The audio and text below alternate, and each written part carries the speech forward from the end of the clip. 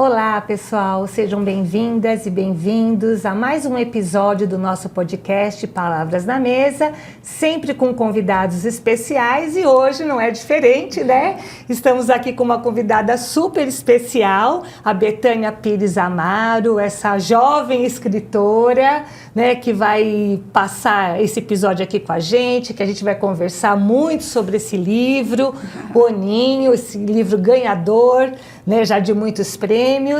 Então vai ser uma conversa muito rica.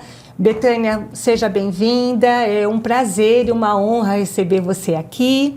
Nesse episódio eu estou com a minha parceira, né, a Maura, diretora de Políticas Sociais, e vamos conversar bastante. Opa, a conversa vai ser boa. Sobre isso, né? Bom, eu sou Alcina Carvalho, sou uma mulher branca, cabelos castanhos, uso óculos, e estou usando hoje uma blusinha branca. Maura, por favor. Eu sou uma mulher negra. Hoje eu estou com meus óculos vermelhos, que já é de praxe, né? Uma correntinha de coração, fazendo par aqui com os brincos também de coração. E uma blusinha azul claro com branco. Betânia, por favor. Bem, em primeiro lugar, queria agradecer mais uma vez o convite. Alcina, Amaro, muito obrigada. E bom dia, boa tarde, boa noite a todos que estão nos ouvindo. Vai ser uma delícia conversar com vocês sobre literatura feita por mulheres. Eu sou uma mulher baiana, /pernambucana, /paulista, né? Uma mulher de cabelo comprido, parda, de calça jeans e camisa aqui de botão. Muito feliz de estar aqui hoje para conversar com vocês.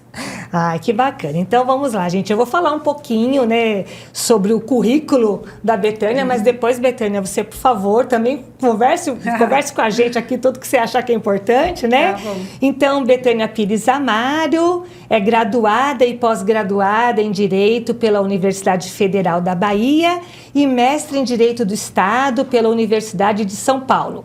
Também cursou o curso livre de preparação de escritores da Casa das Rosas de São Paulo e da Oficina de Criação Literária da Pontifícia Universidade Católica do Rio Grande do Sul, com o professor Dr. Luiz Antônio de Assis Brasil. Seu primeiro livro, hein, gente? Que assim já tão premiado, né? O seu primeiro livro, O Ninho, foi vencedor na categoria de contos do Prêmio Sesc de Literatura em 2023 e depois do Prêmio Jabuti também em 2024. Né? Então, Betânia, você, né, sendo uma escritora assim tão jovem, né, como foi ganhar esses 2 prêmios, embora eu sei que você já ganhou outros também, né, com outros contos, mas como foi para você ganhar esses 2 prêmios, tanto o Sesc de Literatura quanto o Prêmio Jabuti? O que mudou na sua vida? Conta para nós. Olha, Alcina, quando eu escrevi esse livro, né, eu fiquei pensando, poxa, como eu vou fazer para que o livro seja publicado? Eu sou uma pessoa que não vem da literatura, né? Eu venho do direito. Então, toda a minha formação profissional é no direito. Eu não conhecia como funcionava o mercado editorial, como se organizavam aí as editoras brasileiras. Então, depois que eu comecei a estudar literatura, eu foquei muito em tentar fazer o melhor livro que eu pudesse, e em gerar uma experiência para o meu leitor que pudesse marcá-lo de alguma forma. Muito como uma gratidão aos tantos livros que eu li e que geraram em mim essa experiência tão poderosa, né? Então, era algo que eu queria, digamos, oferecer ao leitor, algo que ele pudesse se aproximar do texto e, com isso, se marcar, talvez, pelas mulheres e pelos relatos que estão ali, né? Então, eu pensei que uma forma de conseguir a publicação desse livro seria submetendo ao edital do Prêmio Sesc, que era um prêmio que eu já acompanhava como leitora há muitos anos. Admiro muito os autores, né, que vinham sendo publicados aí através da curadoria do Prêmio Sesc, porque é um prêmio para inéditos, né, que não tem identificação de autoria. Então, enfim, há muito tempo que eu já acompanhava contistas brasileiros contemporâneos através do prêmio. E pensei, vou submeter o livro, né, mas sem grandes expectativas, para falar a verdade. Então, foi alegria, uma surpresa muito grande quando eu recebi a ligação. De início eu nem entendi, assim, foi algo que demorou um tempinho para cair a ficha, para né? cair a ficha, né? E aí o livro foi publicado pela editora Record, e desde então, né, o Prêmio Sesc, ele tem esse formato em que ele oferece uma espécie de orientação de carreira para os autores estreantes. Então, há uma série de atividades que o Sesc promove para a divulgação desses livros, juntamente com a Record. E, enfim, eu tive a alegria de poder publicar esse livro, divulgar esse livro, né, e fazer esse livro realmente, tenho feito, né, com o auxílio de todos aqueles que leem, indicam, tendo feito esse livro chegar cada vez mais, né, nos leitores brasileiros e nas leitoras brasileiras. Então, foi realmente assim, algo que foi inesperado, mas pelo qual eu sou muito grata. Ao longo do ano seguinte, né, que foi o ano de 2024, o livro foi publicado já no final de 2023, o livro teve uma trajetória muito bonita, também sou muito grata a todas as premiações que o livro recebeu. Ele foi primeiro premiado pela PCA, depois ele ficou com o segundo lugar no Prêmio Biblioteca Nacional, até chegar ao Prêmio Jabuti, em que ele venceu na categoria Conto. Outra surpresa maravilhosa, foi uma emoção muito grande. Mas Jabuti não é pouca coisa, né? Nossa! Esse reconhecimento é incrível porque não apenas nos motiva a continuar trabalhando, mas também permite que as pessoas cheguem ao livro. Muitas pessoas acompanham esses prêmios e acompanham os trabalhos, né? Falando como leitora, eu sempre acompanhei diversas dessas premiações, os livros que eram premiados. Lógico que a gente sabe que numa premiação existem muitos fatores, né? E muitos livros tão bons quanto os vencedores não foram premiados. Então, é muito uma questão também de o jurado ter se identificado um pouco mais, assim, e às vezes, como eu falei, não é demérito nenhum para um livro quando ele não vence um prêmio assim. Mas como leitor, às vezes é um recorte que a gente tem de acompanhar o resultado das premiações. E por isso, muitas pessoas chegaram ao livro depois desses prêmios, né? Principalmente aí o Prêmio Sesc, que foi o que permitiu a publicação do livro, né? O Prêmio Jabuti também é um prêmio que as pessoas costumam acompanhar muito. Então, para mim, como autora, foi muito gratificante esse processo, embora inesperado, né? A gente não escreve pensando em premiação, mas ajuda bastante, com certeza. E eu acabei lendo o livro, li acho que o ano passado, né, Alcina? Até cheguei a falar que eu tinha lido o livro, por indicação através do Instagram do Rafael Galo. Rafael já esteve aqui com a gente, né? Nossa, uma simpatia, produções maravilhosas. Ele esteve aqui para falar sobre o Dor Fantasma. E ele fez uma indicação, ele mostrou acho que 3 ou 4 livros e falou, olha, a indicação que eu tenho de boas leituras, vocês vão ler, vocês vão adorar, papapá. Falei, vou comprar esse Ninho, né? Parece bastante interessante, ganhador de prêmios, tá? Uma mulher, um indicador importante, né? Uma mulher escrevendo. E aí fui ter conta desse compêndio aqui de contos, gente, que é assim, encantador, né? E o jeito que você escreve, a forma como você traz para o leitor é inusitada. É a mesma coisa que assistir um filme que você fica esperando tal, aí de repente vira, e aí você, nossa, como assim? E ainda por cima, pessoal, tem texto aqui que você vai falar assim, caramba, mas e o final? Cadê a outra página? Entendeu? Você vai ter que pensar, imaginar. E aí eu pergunto para você, esse estilo de escrita seu, você tem alguma inspiração em alguém, alguma, sei lá, alguma coisa que você tenha lido? Sim. Da onde vem esse jeito de escrever? Gente, é muito diferente, é muito gostoso. Olha, foi interessante você falar do Rafael. Eu fui aluna do Rafael Galo no curso Livre de Preparação do Escritor da Casa das Rosas de São Paulo.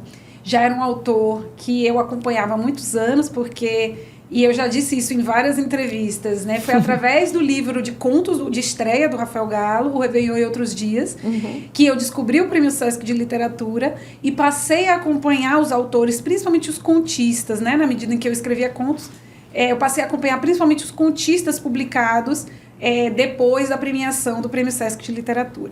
E o Réveillon e Outros Dias é um livro ao qual eu retorno até hoje, né? Fiquei Inclusive, muito feliz que o Rafael Galo, que também é um romancista extraordinário, mas que retornou aos contos.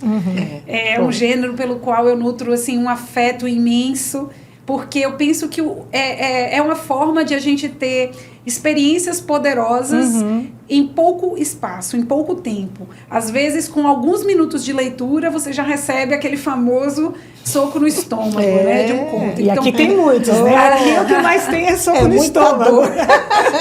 Muito soco. Então, para a escrita desse livro, realmente, eu venho lendo contistas brasileiros e contistas contemporâneos de forma geral, principalmente latino-americanos, já há bastante tempo. Então, eu considero que, sim, o livro teve a influência de trabalhos nos quais eu considero que são trabalhos de referência, né? Trabalhos aos quais eu sempre retorno enquanto leitora.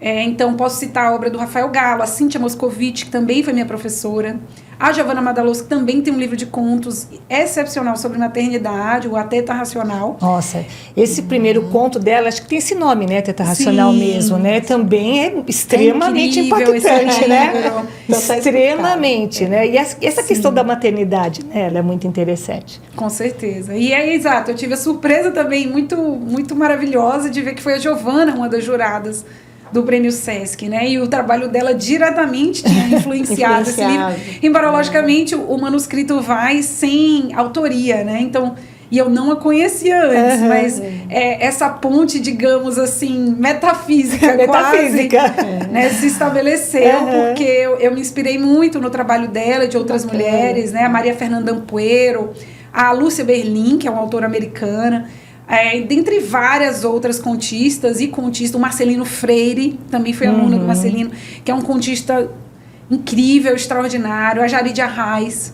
Então, eu realmente tento me nutrir muito da nossa literatura, do que a gente vem fazendo aqui no Brasil.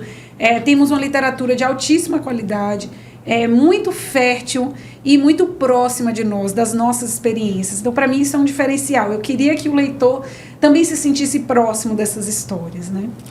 E, Betânia, você traz várias coisas aí importantes, né? Mas eu vou voltar um pouquinho nessa questão do curso das Casas das Rosas, porque parece que é gratuito, não é isso? Sim. Então, assim, explica pra gente, como que a gente faz para fazer esse curso, como que a gente tem acesso? Vale a dica, hein, gente? Já que é gratuito, né? Isso facilita muito, porque a gente sabe que há várias oficinas, né? Vários cursos, mas existe uma questão de acesso, Com né? certeza. Quando ele é pago, né? Sim. Você tem um obstáculo aí financeiro para muitas pessoas, né? Seleciona, mas isso da Casa das Rosas, né?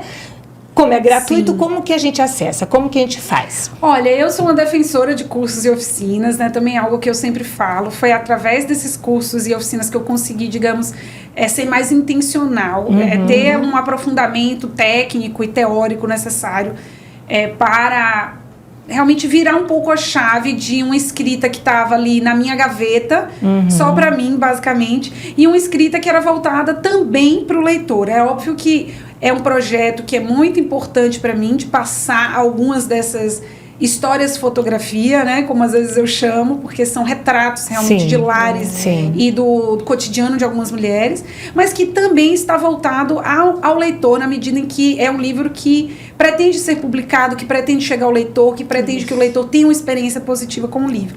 Então eu fiz algumas oficinas gratuitas, inclusive, né? Algumas no próprio Sesc São Paulo. O Sesc oferece diversas oficinas gratuitamente. Basta ficar atento, né, à programação deles, que é bem legal. E o curso da Casa das Rosas é um curso que chama CLIP, né? O curso livre de preparação do escritor. É um curso que tem todo ano, acho que 2 vezes ao ano. Quando eu fiz, estava na época da pandemia, né? Que foi nesse momento que eu decidi trazer a literatura para mais perto e para que ela ocupasse um espaço maior aí na minha vida. Na época estava exclusivamente online. Antes eu sei que ele era presencial. E hoje eu acho que ele está nos 2 formatos. Então, eu acho que eles não tiraram o formato online. Mas lá no site da Casa das Rosas dá para, enfim, consultar todo o regulamento. Você submete uma candidatura através de uma explicação ali do seu projeto, um texto. E há uma seleção, né? Tanto para prosa quanto para poesia. E um curso que realmente é muito enriquecedor, ele tem diversos módulos, parece que ele se reinventa muito a cada ano, então muda muito de um ano para o outro. mas que permite realmente contato com escritores brasileiros contemporâneos que vêm fazendo a literatura brasileira contemporânea.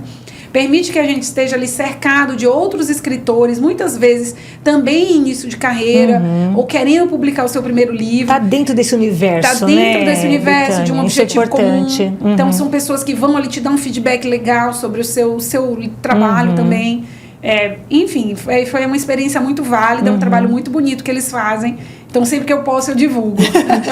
E essa veia literária, essa escrita, essa vontade de escrever, ela começa quando? Na infância, durante o ensino médio? Sim. Ou ela vem depois? Porque você, por ser da área jurídica, já tem esse hábito de uma leitura contumaz, não é?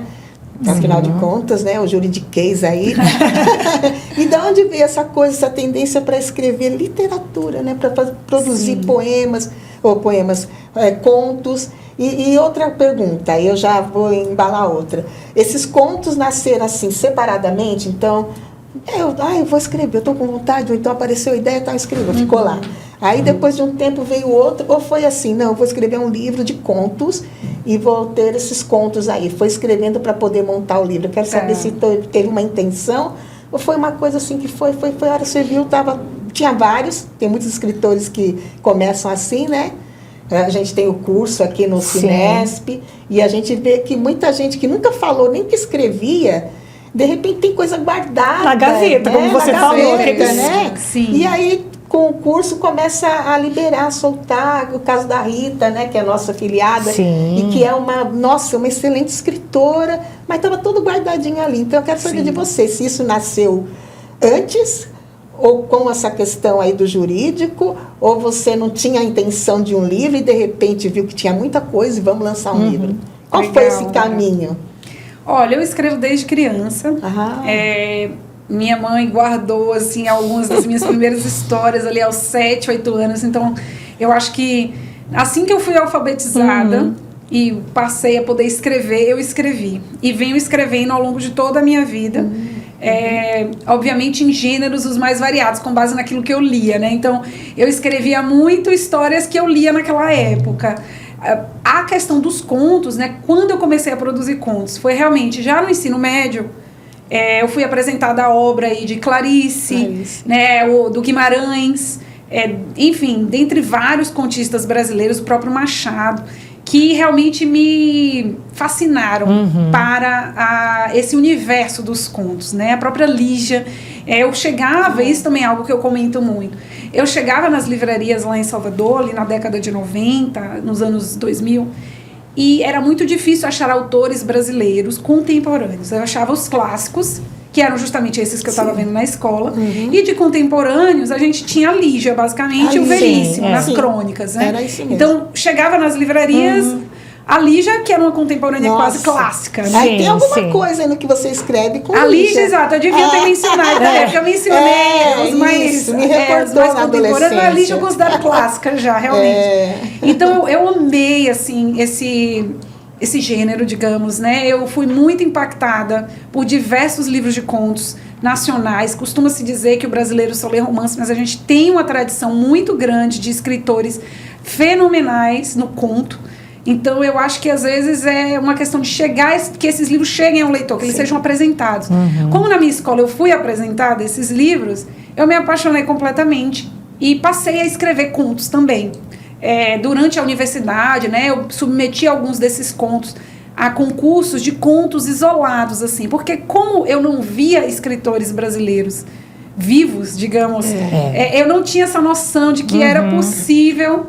Parecia uma realidade muito distante. Eu escrevia sem nenhuma pretensão de publicar, realmente para que os textos, por uma pulsão interna, sempre tive realmente essa necessidade de escrever. De desassossego, né? Porque eu acho que, né, como a escrita desassossega a gente. Demais. A leitura e a escrita, né? Nos tira ali do nosso lugar de conforto. E é uma sensação que eu gosto muito. Então, eu ia escrevendo, mas sem nenhuma pretensão de publicar nada. Com o livro do Rafael, da Luísa Geisler, justamente os livros com os quais eu comecei ali a descobrir o Prêmio Sesc, eu passei a ter uma espécie de canal ali onde eu conseguiria ter livros de autores contemporâneos que estavam fazendo literatura, né? de uma forma semelhante, talvez, a que eu estava fazendo. Embora eu ainda tivesse, né, num percurso ali bem iniciante, né, começando. Mas já tive acesso a algumas antologias, alguns contos que foram premiados em concursos isolados. E aí chegava a antologia na minha casa, eu conseguia ver o trabalho de outros contistas, né, que naquela época era um pouco mais difícil. A gente tinha o Orkut, tinha uma comunidade no Orkut de concursos literários, né? Conheci muitos outros autores assim. Então, teve também, tinha um blog do Rodrigo Domit, que tem até hoje, sobre concursos literários. Então, a partir dali, eu ia mandando uma coisa e outra, mas sem pensar em publicar um livro. Quando, na pandemia, eu resolvi passar realmente, estudar um pouco mais a construção da narrativa e ter uma, digamos, uma prática de escrita mais profissional, mais voltada realmente a ter um texto que fosse criticado por alguém que eu confiasse, né? O texto passou por 2 leituras críticas da Anita Deac, que sempre faz as minhas leituras críticas, eu acho ela completamente fenomenal. Mas o livro também passou por muitos colegas, muitos professores, né? Pelo próprio Luiz Antônio de Assis Brasil, que foi meu professor na oficina da PUC. Então, essa escrita, digamos, ela se moldou muito quando eu comecei a fazer esses cursos e essas oficinas. E eu pensei, vou escrever um livro sobre contos curtos de humor, porque era algo que eu não via muito e eu amo. Mas que difícil escrever humor. Muito difícil. Muito difícil. Só que à medida que eu ia escrevendo, eu vi que, na verdade, os temas relacionados à família, eles estavam se infiltrando ali naqueles textos. Então, eu passei a ter cada vez mais contos sobre desconstrução da maternidade, desconstrução da idealização da família, digamos, e que começaram não porque eu queria escrever sobre isso, mas sim porque eu tive diversos atravessamentos por muitas mulheres, seja com as quais eu convivi, seja porque elas eram eu, ou mulheres ali da minha família, e eu queria externar aquilo de alguma forma, eu queria mostrar essa realidade para outras pessoas, né? Então, aproveitando que estamos aqui na República, né, trabalhei muito tempo aqui na Secretaria de Saúde, e como sabemos, né, a proximidade da Cracolândia aqui é uma realidade, principalmente agora, né, então, em que houve essa descentralização, mas já com essa proximidade e ali na Praça da República muitas vezes circulavam, né, dependentes químicos e mulheres dependentes químicas com seus filhos, uma realidade que me sensibilizou muito. E vendo depois um documentário também sobre essas mães da Cracolândia, né? Porque o que se imagina é que uma mãe com aquele tipo de dependência química, que ela engravida sem querer, ou que ela não vai ter amor ou proteção, instinto de proteção por esse filho. Mas isso não é verdade. Não é. Isso é o estereótipo, né? Isso é o estereótipo, né? Muitas dessas mães desejaram engravidar, elas amam seus filhos, mas elas lidam com a dependência química. E como a gente acolhe essas mulheres e como a gente trata também dessas violências, né, que às vezes são cometidas contra essas crianças por mulheres que amam essas crianças, mas que não conseguem se livrar, digamos, desse vício, né, naquela substância. E que é muito, às vezes, fácil de segregar no caso do crack, mas tantas mulheres que fumam, por exemplo, e se elas engravidam e descobrem hoje, você está grávida, uma mulher que fuma há muitos anos, será que essa mulher vai conseguir imediatamente parar de fumar? Porque aquela nicotina vai prejudicar o desenvolvimento? É muito difícil, essa que é a verdade. É muito difícil. Então, eu queria trazer um pouco, né, dessas realidades que eu via e que me tocaram muito, para mostrar que justamente não há... Quem são esses vilões, né? Quem são essas vilãs das nossas casas e das nossas famílias? Exatamente. E eu queria que o leitor se, digamos assim, se aproximasse dessas histórias e chegasse às suas próprias conclusões, né? Por isso difícil é chegar à conclusão. É verdade. Então, porque cada vez que eu penso num dos contos, eu penso numa outra forma de ver, né, Bethânia? Acho que isso tem muito aqui no seu livro, né? Porque é para além das relações familiares, né, o seu livro. Acho que ele, assim, ele sai totalmente do senso comum, né? Você traz temas extremamente complexos e pouco divulgados, até pouco falados, né? Reais, né? Corajosos, reais, né? corajosos, né? Assim, tem uma coragem mesmo de você trazer, porque a gente escreve o livro e joga para o mundo e todo mundo vai fazer as suas, né, as suas críticas, né? Mas, assim, é bastante impactante mesmo. E o seu primeiro conto, e depois até vou querer saber se você escolheu essa ordem, né, ou como que foi isso, mas o seu primeiro conto vem ao encontro do que você está falando, dessa questão da dependência química e de uma pessoa de classe média alta, né? Então, quando a gente fala de drogas, né, a gente sempre... geralmente a gente pensa, né, naquelas pessoas que estão nas ruas, né, e muitas vezes, assim, à margem mesmo da sociedade, né? Mas a gente sabe também que é uma realidade em todas as famílias, né? Nas famílias de classe média, inclusive, né? E você traz isso de uma forma, assim, muito impactante mesmo, porque é essa briga interna da mãe, né, com ela mesma e de um marido que tem uma postura de ajuda, né? Ele tenta até, de alguma forma, tutelar essa mãe. A gente tem alguns spoilers, eu esqueci de falar. Gente, eu não vou... Porque isso deixa a gente inquieto, a gente estava inquieto já. Tem spoilers, né? Não vai ter jeito da gente comentar algumas coisas aqui sem falar. Mas aí também atrai. Leiam, porque assim, cada um interpreta, né? Vai ter a sua interpretação, né, Bethânia? Então, realmente, é forte demais, né? E aí você falou que você queria falar sobre a história da mulher, né? A escrita de uma mulher com histórias de mulheres, né? Então, que de cômico, eu acho que... Tá um pouco, saiu, né? O projeto né? Tá um pouco distante, né? Mudou, sim. Mas como que foi isso? Assim, você criou essas personagens, você já sabia qual era a temática de cada um dos contos, porque você passa pela bulimia, pelo alcoolismo, pela questão do suicídio, né? Você passa por todo o abuso, né? Enfim, você falou assim, olha, eu quero falar sobre esses temas, ou isso veio vindo, como que foi? Olha, então, acabou que foi natural, realmente, né? Na medida em que eu entrava em contato ou resgatava ali algumas experiências minhas, entrava em contato com essas experiências de outras mulheres e aquilo realmente me marcava muito, era a partir dali que eu sentava para escrever. Quando eu percebi que eu tinha já um certo volume de contos tratando das dinâmicas familiares, eu realmente mudei o projeto completamente. E pensei, olha, se eu vou escrever um livro sobre dinâmicas familiares, eu vou pegar tudo isso aqui que eu já tenho, e como eu falei, o livro passou por 2 leituras críticas, ele foi remodelado mais de uma vez. Certo. Então, muitos contos da primeira leitura crítica, por exemplo, 80% dos contos não entraram. Ficou só, tipo, 20%. Olha, então tem muita coisa ainda, né? Eu escrevi bastante, realmente, sobre isso.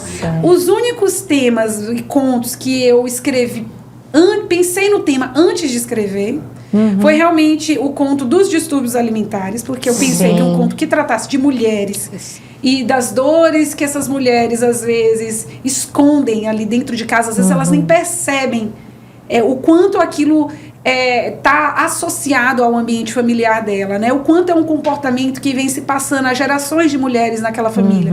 E ela reproduz aquilo. Então, nem sempre ela tem noção de que aquilo é um problema, né?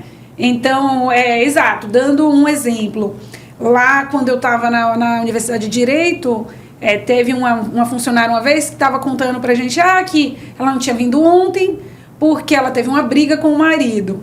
E que a briga, na verdade, tinha sido porque o marido dela, ela descobriu, estava tendo um caso com a irmã dela, que estava passando uns tempos na casa dela. Quando ela descobriu e ela expulsou essa irmã, o marido foi pra cima dela, pra bater nela, e ela, pra se defender, já pegou uma faca e esfaqueou esse marido e tinha que ter levado ele, teve que levá-lo até o hospital. E isso ela contou com uma naturalidade. Eu soquei meu marido. E assim, quando a gente conversa com médicos, né, no caso, conversando com médicos que trabalhavam no SUS, lá em Salvador, era comum que eles contassem casos de homens que chegavam esfaqueados por mulheres que ou se sentiram ameaçadas de algum tipo de agressão, ou que se sentiram, digamos assim, agredidas de uma outra forma não física, mas esses homens chegavam rindo, falando: doutor, voltei aqui, me aprontei, a minha mulher descobriu. Nossa, mas uma rotina, né? Uma rotina. Uma rotina. Isso foi grave, contado né, por gente? essa mulher com muita naturalidade. Então, Meu olha como a Deus, violência... Ela se incorpora, natural, né? Ela se vai incorpora. incorporando. E outras vezes, assim, eu acho que nós mulheres Sim. temos muitos relatos de muitos tipos de violência. Esse foi o mais Sim. emblemático por ser uma violência realmente assim de ameaçar a vida de alguém. Sim, sim. Mas há muitos tipos de violência que a gente ouve cotidianamente de homens, mulheres, por exemplo, com as quais eu convivo, mulheres financeiramente independentes, mulheres com formação universitária, mas que aceitam determinados comportamentos de seus companheiros, que são uma violência contra elas, seja em termos de controlar o que elas comem, controlar com quem elas saem, controlar o comportamento, né? A roupa de que qualquer usa, forma. né? E isso é narrado muitas vezes como: olha, natural. é normal, minha mãe ouvia isso do meu pai, a minha avó ouvia isso do meu avô, eu vou dizer a mesma coisa para minha filha. Que é normal, que ela tem que aceitar que isso é ser casado, a realidade. Então, muitas violências, falando apenas aqui muito brevemente, muitas violências, elas passam despercebidas por aqueles que sofrem a violência. E às vezes na literatura, os personagens acabam sendo muito, digamos, conscientes. Existe parte da literatura que coloca personagens quase, digamos assim, ativistas contra essas violências. O que, obviamente, é algo interessante também em alguns casos. Mas eu queria trabalhar justamente com essas mulheres que, sinceramente, na minha experiência, é o caso da maioria das mulheres que passam por essas violências. Nem percebem. Elas não percebem. Não percebem. Elas não acham errado. E, às vezes, elas repetem isso contra outras mulheres que elas amam, contra filhas, contra mães. Então, tudo isso eu queria tratar de inúmeros enfoques diferentes. Na hora que eu reuni esses contos, eu percebi que estava faltando algo sobre distúrbios alimentares. Não foram dois aspectos que eu pensei antes de escrever, que foram esses dois. Os distúrbios alimentares, uma realidade também extremamente alastrada, sobre a qual pouco se fala, inclusive entre mulheres. Escondido, né? Muito escondido. É muito fácil uma mulher esconder até mesmo de quem está dentro de casa junto com ela. Sim. E o abuso sexual, que também é um tema que, enfim, durante a pandemia, né, que foi quando eu comecei esse projeto, a gente percebeu o quanto a casa não é o local mais seguro para muitas mulheres, como se pensa, né? Sim. Se presume que o lar é um ambiente de segurança, inclusive física e afetiva, mas não necessariamente. Para muitas mulheres é o contrário, né? Durante a pandemia, a gente viu um aumento de denúncias de violências domésticas e muitos números, inclusive, subestimados, porque muitas mulheres não denunciam, como eu falei. Elas acham que é normal, elas aceitam aquilo ali pela dependência emocional, pelo status financeira, da mulher casada, né, por uma dependência financeira, muitas vezes, por uma questão de o pai dos meus filhos, e por aí essas violências vão se perpetuando. Então, esses dois temas, realmente, eu pensei que eu queria que tivesse um conto sobre eles. Os demais, realmente, foram surgindo ao longo do meu processo de escrita, né? Muitas dessas mulheres, como eu falei, elas me marcaram muito. Tem um conto, por exemplo, que trata da questão da prostituição. Sim. E eu lembro que quando eu era criança, eu tinha uma prima com uma doença genética muito grave, um tipo de distrofia que ela realmente ficava presa à cama dela, né? E quando ela ia a Salvador, pelas limitações de locomoção, ela ia fazer tratamento de saúde. A diversão dela, que, enfim, não podia, né, circular livremente, ela gostava de passear de carro. E ela pedia, quando a gente levava ela para passear de carro, que a gente passasse na orla de Salvador, que é onde estão as prostitutas, digamos que trabalham ali nas ruas, né? Que, enfim, é um local extremamente, assim, com grande tráfego em Salvador, não é um local segregado de forma alguma, tá ali no meio da cidade. Exatamente.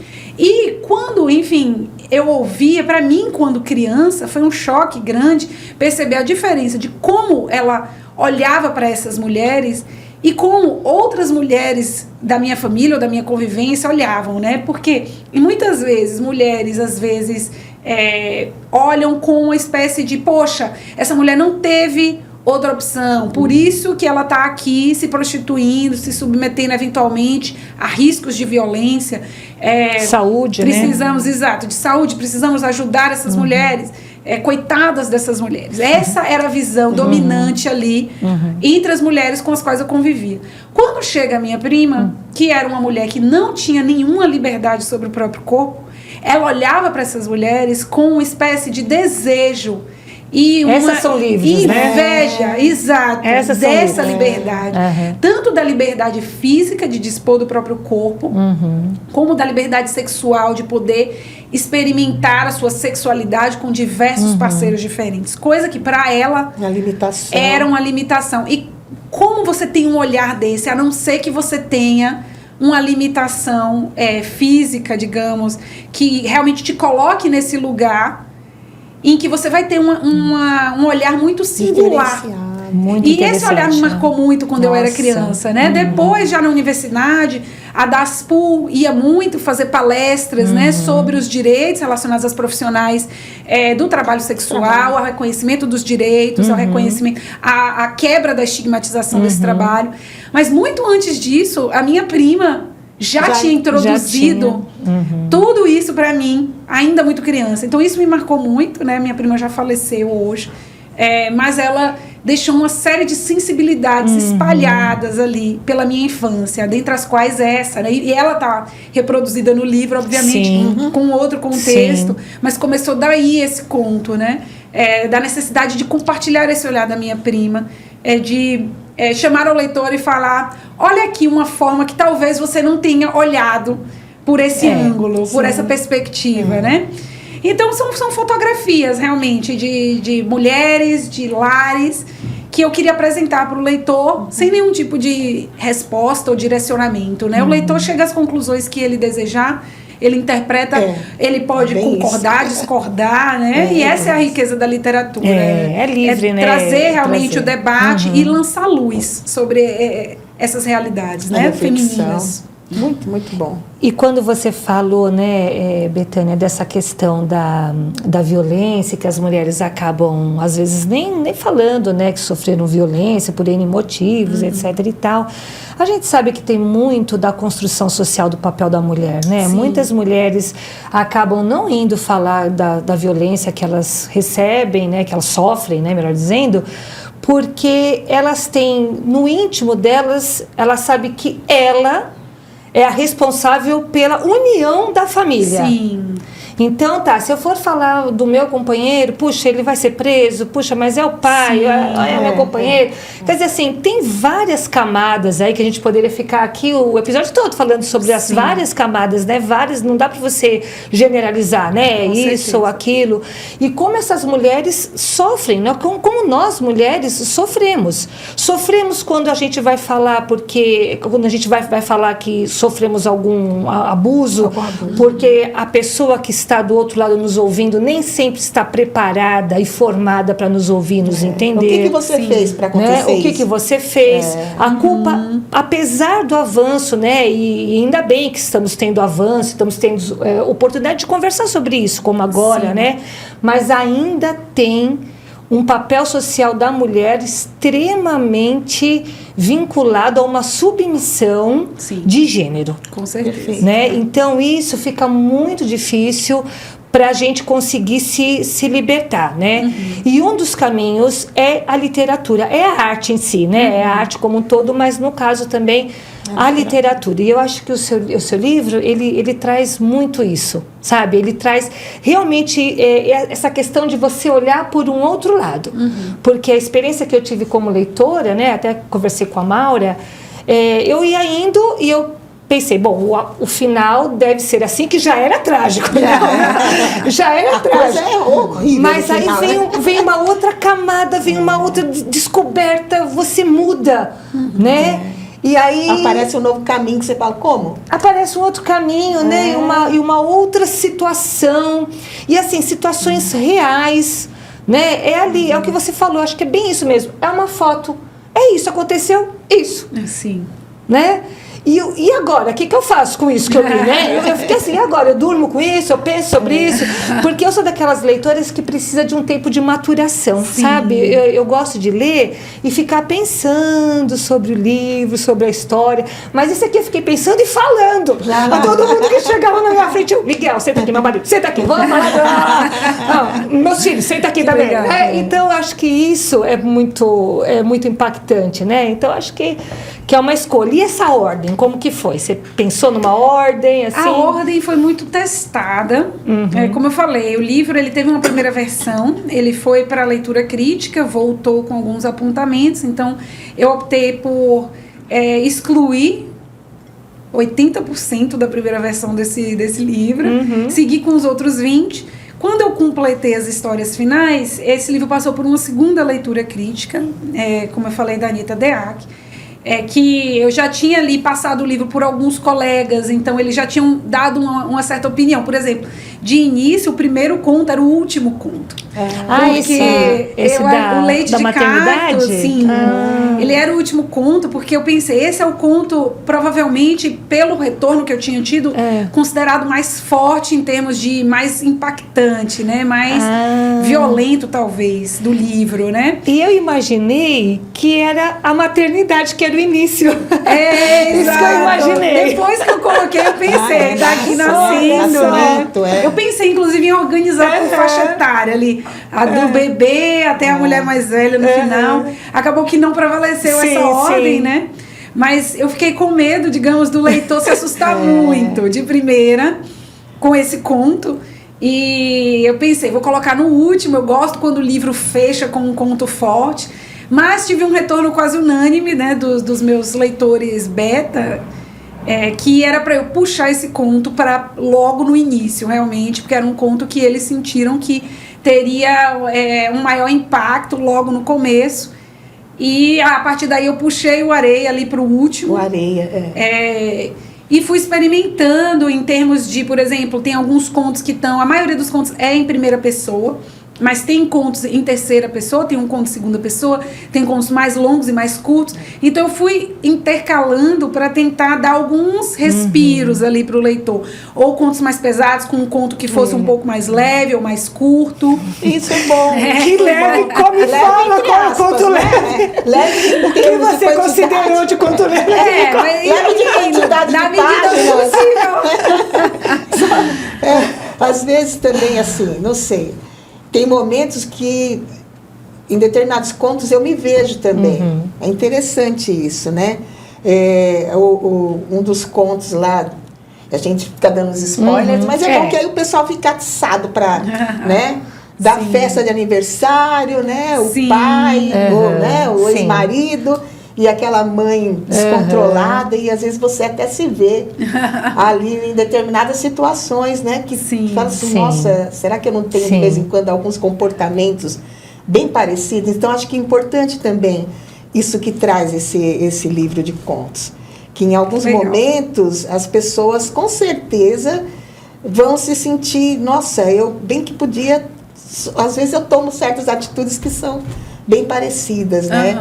E a gente que é de escola, né? Nós somos diretoras aposentadas da rede municipal. A gente, quando lê alguns contos aqui, certos contos, principalmente esses contos de abuso, a gente fala assim, meu Deus do céu.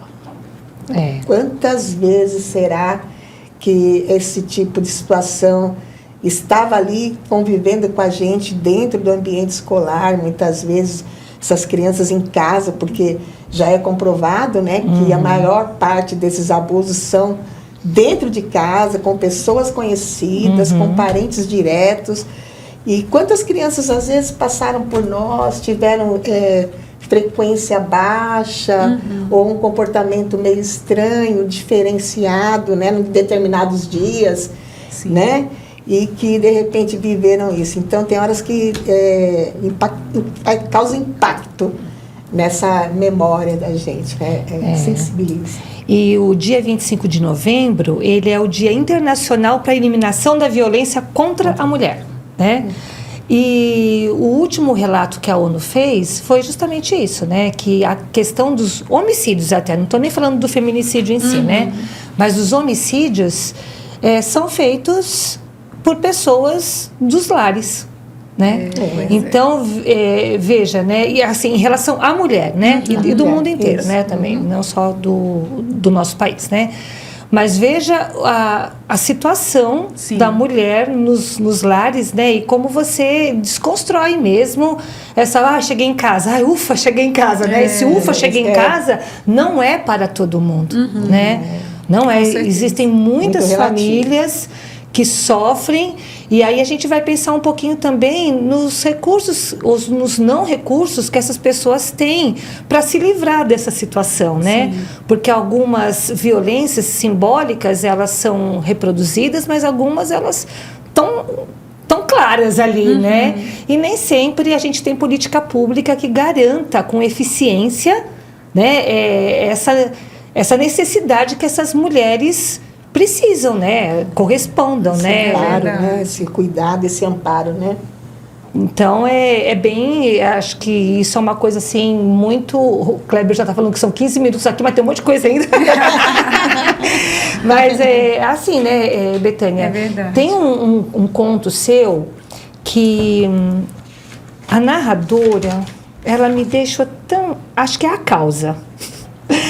Deixa eu ver, 145. Eu achei essa narradora tão enigmática. Esse mesmo, que ela tem o pai e ela também é uma protetora dos cães, né? Sim. Nossa, eu acho que essa narradora, eu já li esse conto várias vezes, e toda vez que eu leio, eu tenho uma interpretação dele, né? Também não vou te pedir a sua, porque também não é o caso. Mas, assim, como você vai lendo e você vai pensando... Não, mas espera, deixa eu ler de novo, deixa eu voltar, né? Ela tem umas nuances que... É sempre essa questão da primeira pessoa, que a gente não pode confiar, né, no narrador de primeira pessoa. Né, a gente tem sempre que duvidar. E como eu duvido dela, sabe? Do que ela conta, né? Eu fico pensando... Aí você retoma... Mas não cabe, né? E uma outra coisa muito interessante que me chamou a atenção no seu livro é que você inicia com várias frases que a gente repete normalmente, né? Então, eu vou ler só algumas aqui para o pessoal, né? Quando eu tinha a tua idade, no meu tempo era diferente. Enquanto você viver debaixo do meu teto, você não sabe o que é cansaço, não me faça parar o carro não me faça parar o carro, de castigo agora mesmo. Aqui não tem vírgula, né? Então, são várias frases, né?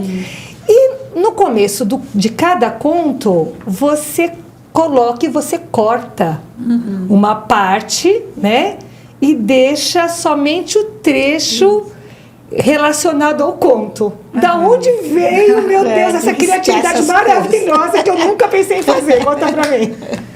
Olha, Alcine, então, eu queria que o leitor, na hora que ele entrasse no livro, ele já entrasse num determinado estado de espírito. Isso é um recurso que eu gostei muito quando eu encontrei em alguns livros, né? Só para citar um, por exemplo, O Olho Mais Azul, né, da Toni Morrison. Ela coloca ali uma cena de uma família perfeita, digamos, e aí ela meio que vai acelerando aquela cena e você fica com aquela angústia, então você já entra um pouco angustiado no livro.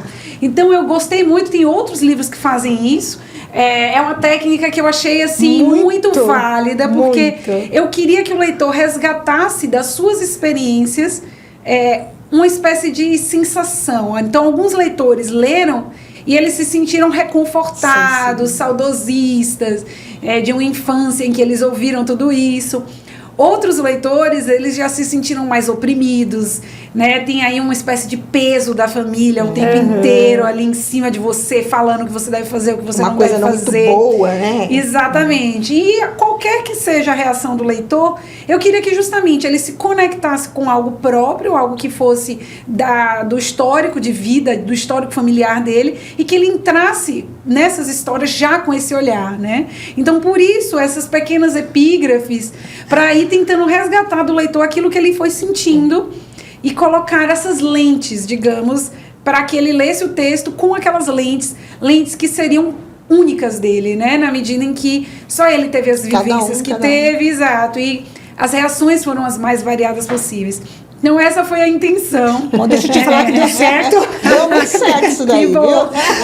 Nós eu achei assim muito interessante, né? Porque me chamava muito a atenção e assim, eu me peguei lendo até várias vezes só esse trechinho. Sim. Antes de começar o texto, sabe? Várias vezes e o fato de estar cortado, né? Por quê, né? Por Esse que corte. Isso, exato. Por que tá esse É corte? um erro. O corte foi mesmo polêmico. porque- Teve gente que me falou, tira o corte, alguns leitores, né? Eu já gostei. Outros falaram, amei o corte. Eu queria deixar o corte para realmente frisar ainda mais. Eu achei que se fosse só o trechinho ali específico, podia ficar um pouco solto. Então eu queria que fosse retomada essa noção do todo e destacada, ao invés de sublinhar a parte que importava, digamos, fui e cortei, né, a parte que, enfim, não se relacionava tão diretamente ali àquela história. Então, e se relaciona nisso do livro que você colocou. As epígrafes se relacionam com o início do livro, né? Porque Sim. aqui me dá uma sensação disso mesmo, né? Do que a gente escuta a vida inteira, né? Da família falando, né? Controlando comportamentos, ainda mais da mulher, né? Que a mulher tem o controle do corpo da mulher, ele Sim, é histórico, imenso. né? Imenso. Ainda bem que temos aí outras famílias, né? Outros exemplos de famílias, de constituições de famílias, mas a gente sabe que a família burguesa, né? O núcleo lá da família burguesa ainda predomina muito, aquilo, né? E junto com ela vem toda essa questão de controle de corpos mesmo, né? É verdade. E também, assim, um dos contos, ele traz um casal homoafetivo, duas mulheres, Sim. Isso. em que uma também sofre violência da outra, né? Sim. Então, é uma realidade que perpassa diversos tipos de núcleos familiares. Obviamente que, enfim, a mulher é a maior vítima da violência doméstica, na grande maioria dos casos. O autor dessa violência é o homem. Mas é um tipo de violência que realmente está presente em muitos núcleos familiares distintos, né? Seja do companheiro contra a companheira, da companheira contra outra companheira, da mãe contra o filho, do filho contra a mãe, da filha contra a mãe, da mãe contra a filha. Então eu quis, de fato, trazer um pouco dessas realidades, digamos, que a gente não discute tanto, né? Mas que existe. E fica na sombra, muitas vezes. Principalmente questões relacionadas à família costumam ficar dentro de quatro paredes ali. As pessoas ou não problematizam o suficiente para levar para fora, ou elas têm, digamos, como vocês bem comentaram, esse receio da recepção, essa falta de apoio, tanto enquanto sociedade, enquanto políticas governamentais, mas também com o acolhimento de outras mulheres do mesmo núcleo social / cultural dessa mulher, né? Como a gente já sabe, enquanto mulheres, nós somos criadas com determinados condicionamentos, digamos, né? Então, uma mulher que rompe um condicionamento, não necessariamente ela vai estar cercada de outras que também vão ter essa visão, digamos assim, mais voltada aos direitos da mulher. Pelo contrário, né? Muitas vezes é o contrário. Muitas vezes as mulheres são, digamos assim, elas cometem violências muito específicas umas contra as outras, né? Às vezes não vai ser... Pode ser também, mas às vezes não vai ser dando um soco numa outra mulher, mas às vezes é falando, você não pode destruir a sua família, ou você precisa tentar de tudo para ficar com esse homem, porque você tem que estar casada, você tem que estar, se você gosta dele... Que exemplo você vai dar Que pro seu exemplo filho? você vai dar, exatamente. Se você gosta dele, você tem que aceitar tudo dele. Né? Então, esse é um tipo de discurso muito frequente, ou às vezes é o silenciamento. É aquelas que, olha, eu não vou me meter. Você que sabe o que você está passando. Briga de marido e mulher. Eu não sei. Não meto a colher. Então não vou opinar. E aí essa mulher fica justamente como tendo como maior influência esses padrões que são repetidos, né? Seja porque outras mulheres ao redor dela estão ali ativamente cumprindo esses padrões e defendendo que esses padrões sejam cumpridos, como silenciando, né? Às vezes silenciando. E eu queria muito tratar dessa dinâmica entre mulheres, porque logicamente que, enfim, a relação homem e mulheres tem uma série de desafios. Já existem, inclusive, várias obras também sobre isso. Então eu quis tratar, de fato, desse, digamos, desse enfoque, né? De mulheres nas suas relações com mulheres. quais as violências que nós cometemos umas contra as outras. O que a gente pode refletir na hora que a gente lê essas histórias e pensar, poxa, será que eu estou num papel desses em alguma situação? Ou o que eu faria diante de uma situação como essa? Como seria a minha reação? De que lado, entre aspas, eu me sinto na hora que eu leio isso daqui? Né? E justamente, trazer o leitor para perto, fazer com que ele talvez questione ou não, ou critique também, né? Qualquer experiência de leitura é válida, né? Desde que esse assunto saia da sombra. Ele esteja ali diante do leitor, né? E também assim, né, Betânia, você traz esses temas que são muito sensíveis e eu fiquei pensando na dificuldade de escrever sem banalizar, sabe? Sem julgar. Sem ofender até as várias mulheres que passam por isso, né? Sim. Então, assim, é uma dificuldade de você trazer esse tipo de tema para um livro, né? De falar, de escrever. Com assim... Porque senão a gente cai, né? Ou a gente banaliza, ou a gente não respeita a dor. Não sei, né? Me passou isso assim na hora que eu li, né? Essa dificuldade de trazer temas tão sensíveis. Sim. Foi uma preocupação, com certeza. Tratar os temas com, enfim, digamos, a sensibilidade, né, que eles merecem, porque são mulheres reais que estão passando por esses conflitos. Muitos conflitos, como eu falei, são muito próximos, então é preciso um certo distanciamento, às vezes, para tentar trabalhar essas questões de uma forma que justamente não ficasse demonizando ninguém, mesmo atos, né, de violência, né, como alguns estão, assim, atos muito claros de violência. No livro, mas quem são as pessoas que cometem violência? São vilões totalmente diferentes de nós? São pessoas irreconhecíveis, monstros? Ou são pessoas que, na verdade, estão ali, às vezes somos até nós mesmas? Sim. O quanto da humanidade não está ali muito ligado a esse exercício da violência sobre o outro, né? Porque na hora que a gente coloca o autor da violência como um monstro, a gente meio que assim separa, eles não são nós. E é por isso que essas violências se perpetuam, porque elas estão em muitas pessoas muito próximas a nós. Pessoas que várias vezes a gente admira e nem sabe, desconfia que essa pessoa, né? Quantas às vezes autores, né, em que, enfim, surgem aí notícias de abuso sexual cometidos, né? Dentre outros tipos de violência, e a gente pensa, poxa, nunca imaginaria, né? São monstros essas pessoas ou são pessoas?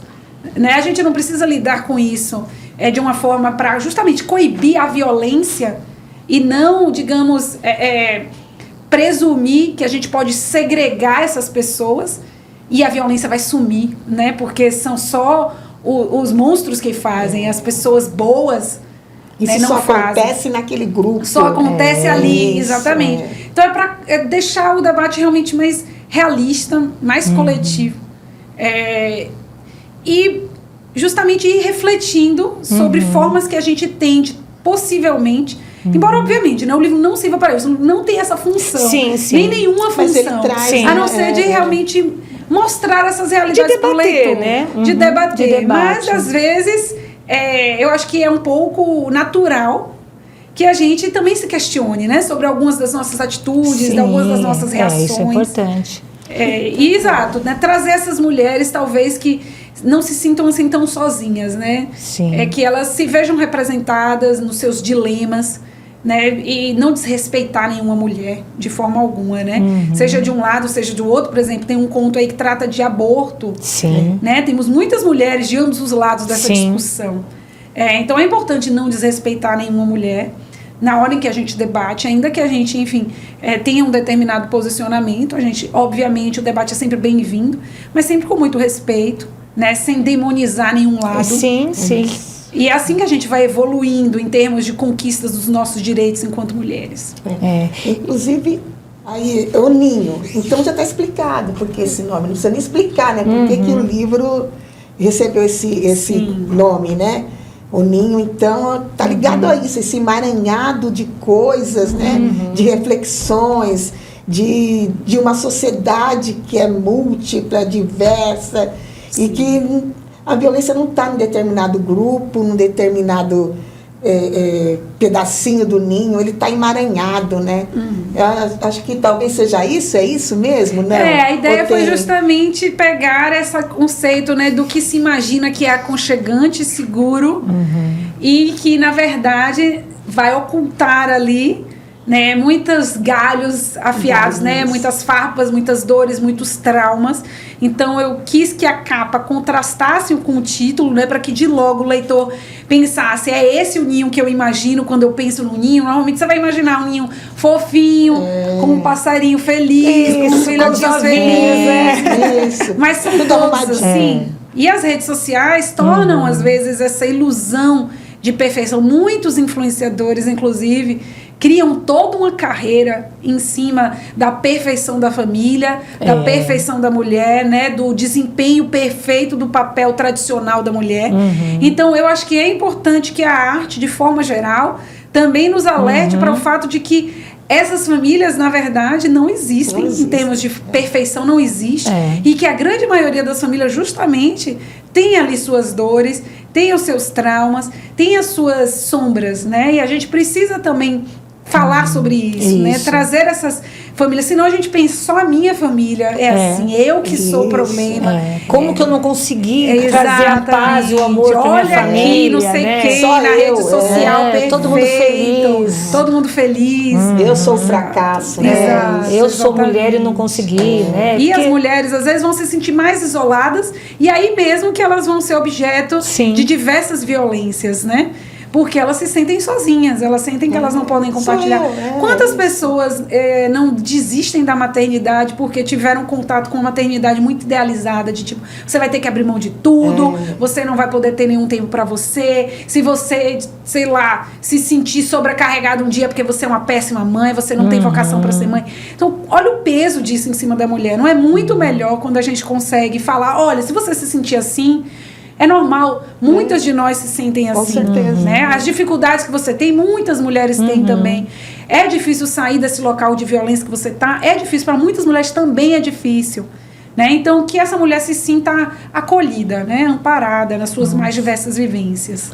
Perfeito. Nossa, Betânia, o Kleber já está assim, encerrou ali atrás.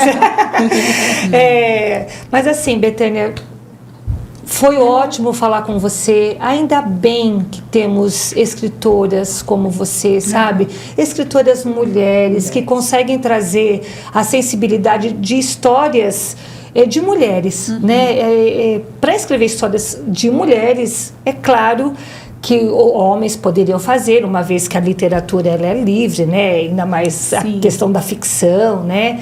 Mas temas tão sensíveis, eles trazem um verniz especial quando vem de um olhar de uma mulher, né?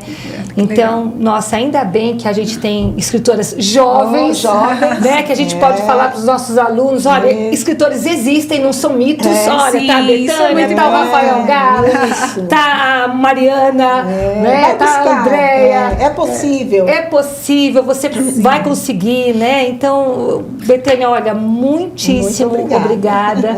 Foi um prazer imenso, uma honra conversar com você. E as 400 mil perguntas a gente deixa para depois, né? Não, porque tinha assim um calhamaço, né? Olha aqui na minha mesa. A minha parte aqui, da parte da mala. Mas acho que a gente pegou a essência, né? E chamou a atenção, porque mulheres, principalmente, leiam o livro da Betânia, né?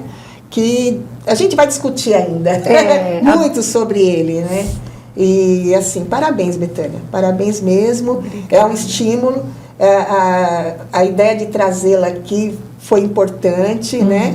E saber que a gente pode contar com pessoas que vão ter coragem de expor esse lado que a gente vive enquanto feminino, enquanto mulher. Então, é isso. Exato. Né? Betânia, obrigada, então. Você gostaria de falar? Sim, queria agradecer mais uma vez o convite de vocês, meninas, Alcina, Maura, Alcinesp, de forma geral. Muito obrigada pelo convite, por abrir espaço para que a gente debata a literatura contemporânea, literatura feita por mulheres, né? E, enfim, vai ser um prazer continuar esse debate, né? Aqui fora das telas.